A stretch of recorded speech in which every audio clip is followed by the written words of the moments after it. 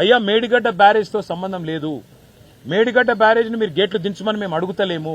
మేడిగడ్డను ముట్టుకో ఇంకేదో చేయమని కూడా మేము చెప్తలేము.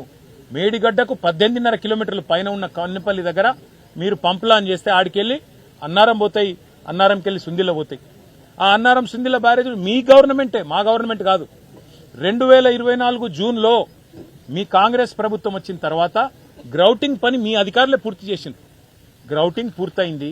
బ్రహ్మాండంగా నీళ్లు నిల్వ ఉంచవచ్చు, లేదా నీళ్లను వెంటనే ఎల్లంపల్లికి సమాంతరంగా 3 పంప్ హౌజులు గిన్న చాలు చేస్తే కన్నెపల్లి దగ్గర 3 టీఎంసీల లిఫ్టింగ్ కెపాసిటీ ఉంది. కన్నెపల్లి, అన్నారం, సుందిల్ల 3 చోట్ల పంపులు ఒకటేసారి ఆన్ చేస్తే ఎల్లంపల్లికి సీదా నీళ్లు తేవచ్చు. ఎల్లంపల్లికి వెళ్ళి మిడ్మానేరు, ఇక మిడ్మానేరుకి వెళ్ళి ఇది జంక్షన్ మిడ్మానేరు అనేది, ఆడికెళ్ళి కిందికి కావాలంటే లోవర్ మానేరు తీసుకురావచ్చు, పైకి కావాలంటే మల్లన్న సాగర్ కు, రంగనాయక సాగర్ కు పైకి తీసుకుపోవచ్చు. మొత్తం ఏరియా ఇవాళ కరువు పరిస్థితులు ఉన్నా ఈ మొత్తం ప్రాంతంలో రైతులకు సాయం చేయొచ్చు. ఇది వాస్తవం. రెండవది, నిన్న మొన్న హరీష్ రావు గారు వివరంగా చెప్పారు. ఏమన్నారు? ఇవాళ శ్రీపాద ఎల్లంపల్లి మీద ఎల్లంపల్లి ప్రాజెక్టులో కూడా నీళ్లు లేవు, ఆడ కూడా 4-5 టీఎంసీలే ఉన్నాయి. మీరు అక్కడికన్నా నీళ్లు లిఫ్ట్ చేయకపోతే ఇంకొక పెద్ద ప్రమాదం ఉంది. సాగునీరు పోనీ మీకు సాగునీరు అంటే పట్టి లేదు, రైతులంటే ప్రేమ లేదు. మళ్ళీ రైతులు పంటలు పండిస్తే యూరియా ఇయ్యాలి, నీళ్ళు ఇస్తే యూరియా ఇయ్యాలి, మళ్ళీ పంట పండితే పంట కొనాలి, పంట కొంటే మద్దతు ధర ఇయ్యాలి, మద్దతు ధర ఇస్తే మళ్ళీ తర్వాత బోనస్ ఇయ్యాలి.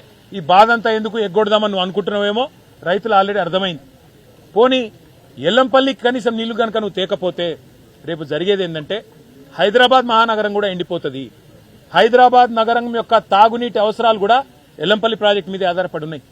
ఆ ఎల్లంపల్లి ప్రాజెక్టుకు మీరు కనుక నీళ్లు పంపు చేయకపోతే అన్నారం నుంచి, కన్నెపల్లి నుంచి డెఫినెట్ గా హైదరాబాద్ లో కూడా సివియర్ డ్రింకింగ్ వాటర్ క్రైసిస్ రాబోతా ఉన్నది.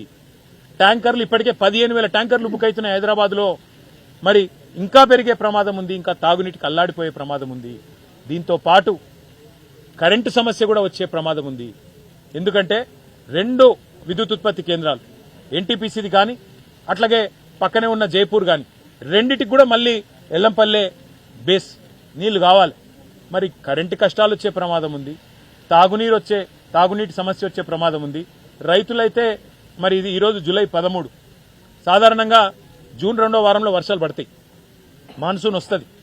మరి ఆ మాన్సూన్ వచ్చినాక పంటలు వేసుకుంటారు, నాట్లు వేసుకుంటారు, విత్తనాలు మరి ఇప్పటికే తెచ్చుకున్నారు, మొత్తం ఇంతజాం చేసుకుని కూర్చో ఉన్నారు.